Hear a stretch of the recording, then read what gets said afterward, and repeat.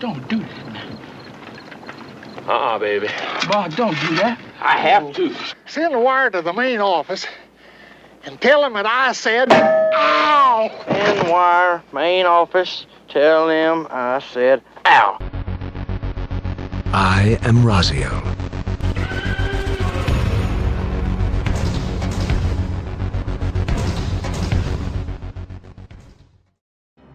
So here we are, talking more mad shit about Final Fantasy XIV. I'm sure that's the way some of you will see it, but I guess I just better prepare my lawn for the cross burning that's coming my way courtesy of the Church of Yoshi-P. Is you ain't my constituency. Apologies in advance about my voice and the nasally, is that even a word? Nasality of it. I'm getting over a cold, but I felt this video was too important to wait until that clears up. But in all seriousness, just remember, I talk about this because at one point, I really loved Final Fantasy XIV. In fact, my most popular video on my channel was my guide for players leaving World of Warcraft in Battle for Azeroth and going to Final Fantasy XIV during the Stormblood expansion. Well, well, well. How the turntables... Final Fantasy XIV was a great game, and I more than got my money's worth out of it, but as of late, we've seen Final Fantasy XIV has reached a critical point in its lifetime. What I mean by that is it's making headlines and clickbait, depending on how you look at it, on YouTube, though this time not for being the critically acclaimed MMORPG that you should try because it has a free trial. It is seeing a large exodus, and people are claiming to be burnt out from the game. Multiple content creators and streamers have come out finally and have been saying the same shit I've already said when I left the game roughly 2 years ago. The game has burnout, right? Wrong. What's currently going on with the game isn't what I would consider burnout, with rare exceptions. Unless you are a streamer whose livelihood depends on you playing the game and clearing the same content over and over again for your audience's approval/retention as you slowly feel the pull of your own soul wanting to leave your body, which I'm sure is not many of you out there. Or you're a regular player that somehow managed to build a time machine and go back in time when you're grinding out your relic weapon during a Realm Reborn, Heaven's Order, Stormblood, then unless you fall into those two categories, then what you're experiencing isn't burnout. It's fucking boredom. And from a developer standpoint, player boredom is way worse of a problem than player burnout. So why not call a spade a spade? Well, because if you say you're burnt out, you will get far less ridicule and hate from 14's player base than if you just flat out told them the truth, that you're bored out of your fucking mind. So what is fundamentally wrong about Final Fantasy XIV that's causing these issues? Is it the fact that the main MSQ is still a pretty big barrier of entry for new players and even returning players, as you have to do the MSQ and complete it in its entirety before you can do any endgame content or most things with your friends in the game? I mean, this is an issue, but it's not a core thing, in my opinion, that's causing the boredom, because the storyline in 14 is one of its strongest points and one of its biggest draws, quite frankly. I know some people out there skip the MSQ, and that's fine, but the vast majority find the MSQ anything but boring, so that can't be it.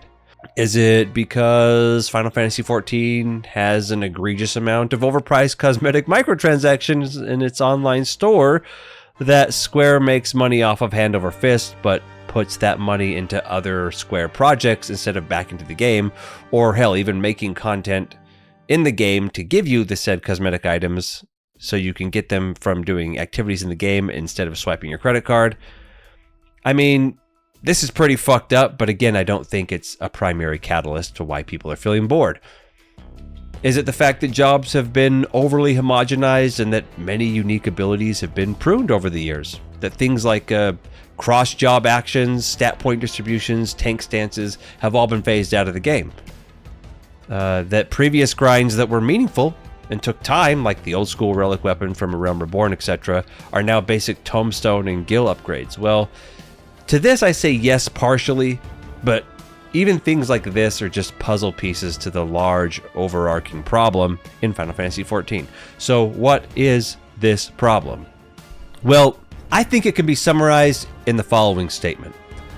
Final Fantasy XIV's endgame systems need to be completely redesigned from the ground up because they're tired, old, and predictable as fuck, which makes them boring. Now hold on there, keyboard warriors of light, this isn't a personal attack on you. Just hang on there, let me go into detail about my opinion and my point of view before you get out the tar and feathers. Final Fantasy XIV has had the same endgame design since 2.0, 10 years ago. Everything from the boss designs to the actual release schedule of the content has been 100% completely unchanged. Everything about it is completely predictable. You can quite literally describe roughly the environment and mechanics used in a boss fight, and even the most seasoned Final Fantasy XIV veteran would likely not be able to tell you which boss fight you're specifically talking about because the vast majority of the raid bosses are all the same.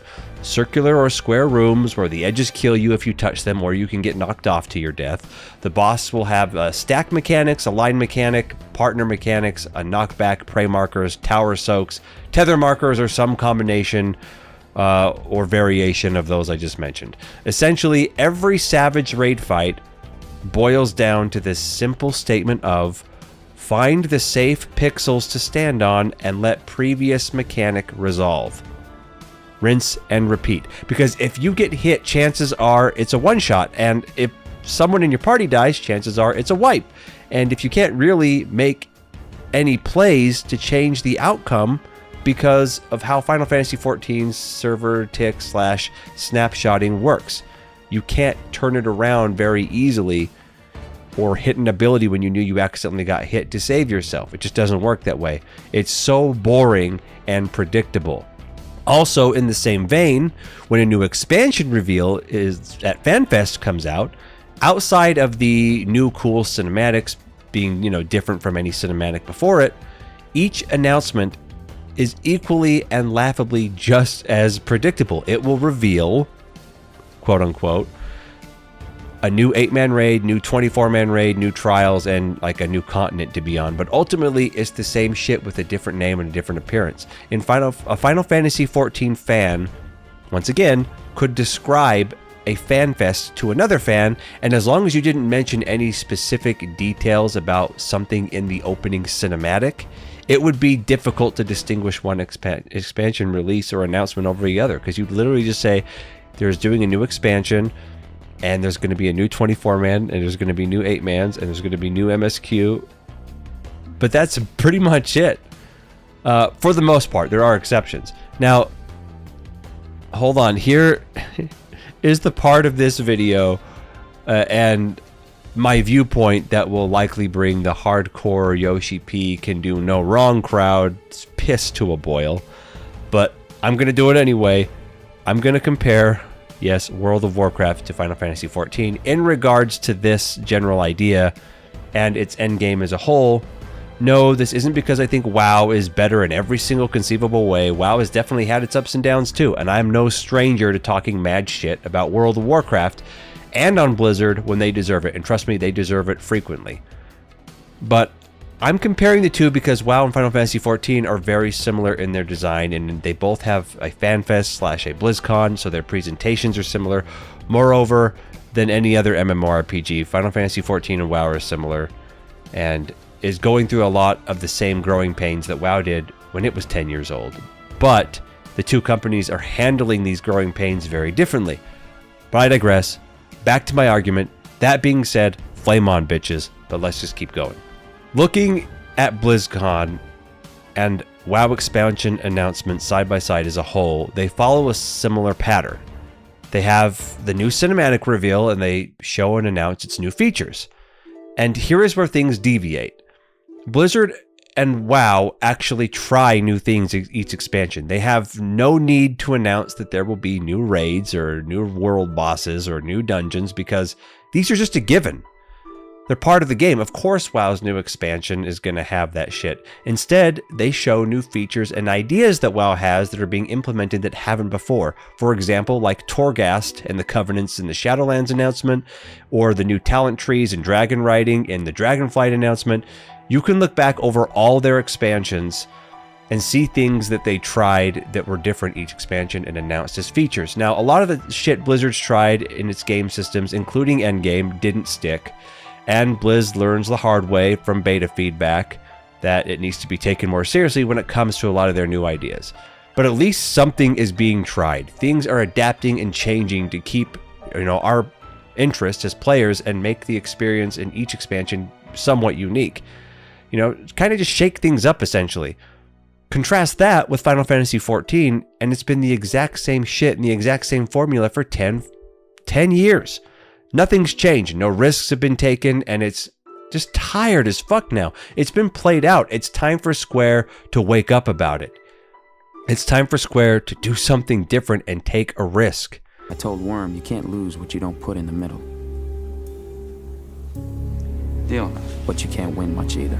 The story of these issues doesn't end here, because a lot of the most recent videos that have come out about this topic over the last month or so from Final Fantasy XIV creators have failed to hit one major issue in Endgame that I've been talking out again for like over 2 years, and it's the gearing and reward systems that are embedded into the Endgame itself. Even if the raid design and the schedule were wildly overhauled and made better in Dawn Trail or some major patch during Dawn Trail, it wouldn't change a few simple facts. Gear is not just boring, but it's mostly pointless. That's right, as a longtime MMORPG player of many MMORPGs, gearing in Final Fantasy XIV is one of the most atrociously designed endgame reward systems I have ever encountered. That's saying a lot. You just need to take a step back and look at it objectively to see it. Now, I get that every theme park MMO has their own version of the gear treadmill. That part's never going to go away, nor do I expect it to. However, in Final Fantasy XIV, it's so bad and utterly pointless that it boggles my mind that it's continued on this way for 10 years. Never have I witnessed another MMORPG invalidate and trivialize its own content so habitually and so quickly. So much of the content that comes out of Final Fantasy XIV, regardless of how great its design and beautiful it looks, and how good the MSQ is behind it, it's dead on arrival, and it doesn't need to be. Let me break it down to you to make it a bit clearer so you can see where I'm coming from. For argument's sake, let's say it's launch of a new expansion in Final Fantasy XIV, and you just completed the MSQ and got to the end game. The first raids and its Savage mode has just been released. It's just come out. The item level of gear that drops from said Savage is item level 600. So you grind that shit out and gear up the jobs you're interested in, right? You get your main job to 600 in every single slot. Now, where does this gear help you and give you an advantage in the game? Well, quite frankly, outside of how fast you can do re-clears of that same Savage content, the answer would be practically nowhere. All your daily roulettes are item level synced, and your gear gets downgraded so you just can't face roll it. The same applies to your dungeons, and quite frankly, most of the current and past content of the game is level synced. The gear also gives you no advantage if you're one of the rare breeds of people that actually enjoy PvP in Final Fantasy XIV. Your gear doesn't help you at all there. So, as everything around the game is homogenized and synced down so it stays fair, then even a few months down the line, they now release a 24-man raid. Now, 24-man raids are one of the strangest anomalies I've ever seen put into an MMO. They are quite detailed, story-driven, and it's clear a lot of time went into their ideas and their development. For example, Return to Ivalice is by far one of my favorite things ever put into Final Fantasy XIV since I'm a Final Fantasy Tactics slut. Man, you look like you busting the world's largest nut or something. But I digress. Everyone does it once, for the most part, to see the story, and then usually never touch it again unless it's forced on them in a roulette later or when they eventually add the coins to upgrade Tombstone gear to be on the same level as the current Savage gear later in the patch. The 24-man raids are not challenging and drop gear themselves that's 10 item levels lower than the current Savage tier, and the current Savage tier in most cases is dead at this point because most everyone has farmed out their gear from it. To top it all off, at the end of the raid tier, the weekly loot lockout and restrictions are removed from the Savage content, so you can pretty much farm indefinitely the Savage raid to your heart's content and gear up really quickly. And this can make you feel kind of stupid if you spent a ton of time gearing out your jobs when the restrictions were still in place earlier in the patch. Why didn't you just wait? I'm retarded?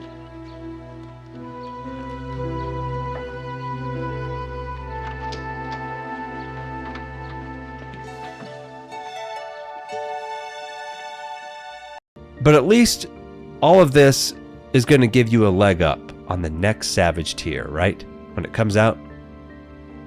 No, you're wrong.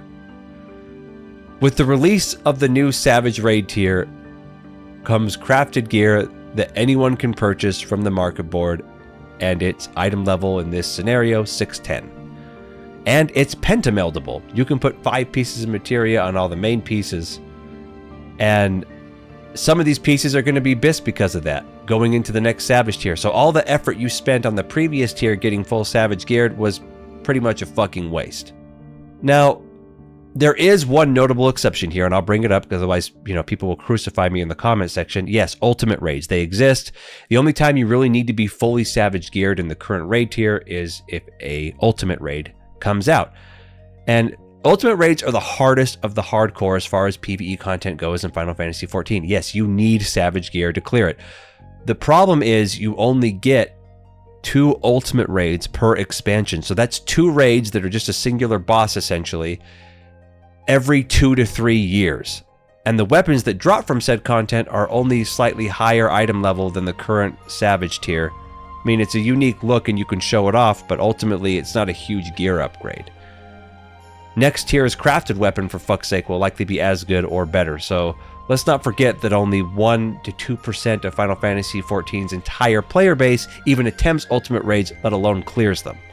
So the question still needs to be asked and answered. What the fuck is the point of doing any of this outside of just seeing the story and each raid one time? Why am I doing any of this? These are the questions I asked myself and struggled to find an answer to outside of getting gear just for glamour. I mean, and for me, I'd argue that most players, that isn't enough incentive to continually pushing through Savage raid content, especially if you don't have a static like I didn't, right? I didn't have a static, and I'd cleared ever since Heaven's Word all the Savage raids through Party Finder. Kill me, please. I want to die. So I quit playing the game outside of the 2 hours of content that I get from each new patch that adds a little bit more MSQ and maybe another trial or a raid that I'll just clear on normal difficulty and then forget about it. Gear has become nothing more than a bunch of stat sticks that make your numbers bigger but don't actually give you any real advantage, as most of the content is item level synced, as I said earlier. Even if the item level issue was solved and Savage gear remained the best gear in the game and it helped you into the next, patch going in, it wouldn't address the issue that the gear itself is fundamentally boring at its core. It does nothing new or affects your rotation or how you play the game at all. Again, I'm going to have to go back to World of Warcraft for comparison. Put down your goddamn pitchforks and just listen, please. In WoW, not only does gear have a direct impact on every activity to give you an edge in both current content and the next tier that releases, so it helps you in PvP, Mythic Plus, and all levels of raiding, but there are trinkets, weapons, and now even jewelry sets with unique effects that all have the potential of changing your rotation, your gear stat priority, and even your talent selection. And most of all, there are tier sets which 100% do change your talent selection and your rotation of specific specs in the game. Completely change how you play. And as much as I hate catch-up gear in each and every major patch in both games, I recognize and understand why it's there. However, in Final Fantasy XIV, the catch-up gear, i.e. crafted, is literally better than the previous tier's top-end Savage gear. In comparison, WoW's catch-up gear is looking for raid or normal raid mode item level, and it just lets you see you can at least start in the new patch doing LFR and normal mode raids, when you come back to the game after a long break or if you're a new player, and lets you start to delve into some lower Mythic Plus keys just to get you going. Long story short, the catch-up gear doesn't replace all the hard work you did in a previous tier if you played during it, and you're still at a disadvantage versus someone who geared out in high content last tier. It's exactly what it's supposed to be. Catch-up gear. So, you may be saying now, okay, Raz, I see your point. But what can be done about it now? It's been 10 years. Well, a lot of the answers are pretty self-evident. The pattern just needs to be shaken up. Tombstone gear needs to be revamped entirely. Raid encounters need new and interesting mechanics and more designs than just a circle or square room, with death edges. The design philosophy of stand in one magic pixel of a spot and wait for previous mechanic to resolve, and memorizing each fight as if it's a dance, needs to go the way of the dodo. Gear needs to change how you play and be less of just a stat stick and more game-changing and rotation-altering and actually work in the content you use. Because let's face it, jobs in Final Fantasy XIV have already become so homogenized, and every Dark Knight, for example, is the same as every other Dark Knight. Every ninja is the same as every other ninja. There's very little to no variation, and gear is an opportunity to provide some variation. So that means that item level sync needs to no longer be a thing as well. Let players feel powerful for the effort they put into getting the good gear. You know, have actual player power progression. And above all, the reward system needs to stop making content irrelevant and dead on arrival because its drops are trash right out of the gate and don't matter anyway because pentamelded crafted gear replaces everything anyway. Also, as a side note, make Criterion dungeons actually have a point to exist. I mean, seriously, we asked for 4 complicated, hard 4-man content forever. Square finally did it, but I mean, this content is literally difficulty-wise on par with Savage Raiding, self-admitted by Square, but the reward is materia and housing items in a game which, by the way, is nearly impossible to find a vacant house, and these are the rewards? What the fuck is that shit, Square? Holy Jesus. What is that? What the fuck is that? And before you say it, yes, I understand that MMOs, especially of the theme park variety, have content lulls and droughts. It's normal. But here's the thing. In a game like WoW, I hit that content lull after I've gotten AOTC, ahead of the curve achievement, which means I cleared the heroic raid difficulty. I don't do Mythic anymore. I don't have the time for that shit. Gotten Keystone Master in Mythic Plus, and gotten at least, 1800 rating in rated PvP. That's roughly 3 to 4 months of content before I feel like I've done all that I wanted to and I can leave until next patch. That's normal for me and for most mid-core players. I quit Final Fantasy XIV when I realized I hit that point 1 or 2 weeks into a patch because doing Savage or grinding out tombstones from roulettes and getting upgrade coins from 24-mans is utterly pointless. I had no real incentive to do any of it other than just to see the MSQ and then fuck off till next patch again. The stupid idea Square and many other companies, by the way, have when it comes to MMORPGs of everyone needs to be on an equal playing field at all times and never have any advantages regardless of how much time and effort each individual has put into the game because people's fifis might get hurt, needs to die. It's stupid, and it's time for Square to start taking risks, or Final Fantasy XIV is going to be in real trouble in the future. Sure, it will always have its die-hard fans that think the game can do no wrong and will cancel you if you disagree with them or are critical of any part of the game. Even more so than most MMORPGs from my experience. But if you can't open your damn eyes and see these problems as real issues that need to be addressed and stop taking any criticism of the game as a personal attack on you, then you deserve the dead game that's coming your way. Simply parroting Yoshi-P, when he said you're supposed to take breaks, won't cut it at this point. No shit, you're supposed to take breaks. There are no MMOs exist anymore that you can really know life like the MMOs of old, and I'm aware of that. But having 6 to 10 hours of content per patch and then you're done is atrocious, and you fucking know it. Look, guys, I had a lot of fun with Final Fantasy XIV. And the reason I say these things is because I want it to be the best possible game it can be. The same reason I'm, very critical of World of Warcraft. Final Fantasy XIV needs to become appealing to the hardcore, the midcore, and the casual player alike. Right now, though, it's simply stuck in its same repetitive rut, and it's too afraid to make any changes or take any real risks necessary to bring the game forward. Why? Who knows? Maybe Yoshi-P and the developers are stubborn. Maybe they think they can power through with this formula. But outside of the really good MSQ, there's almost nothing here for most players other than essentially Final Fantasy XIV becoming a weeb-themed AOL or MIRC chat room that takes place in somebody's mansion.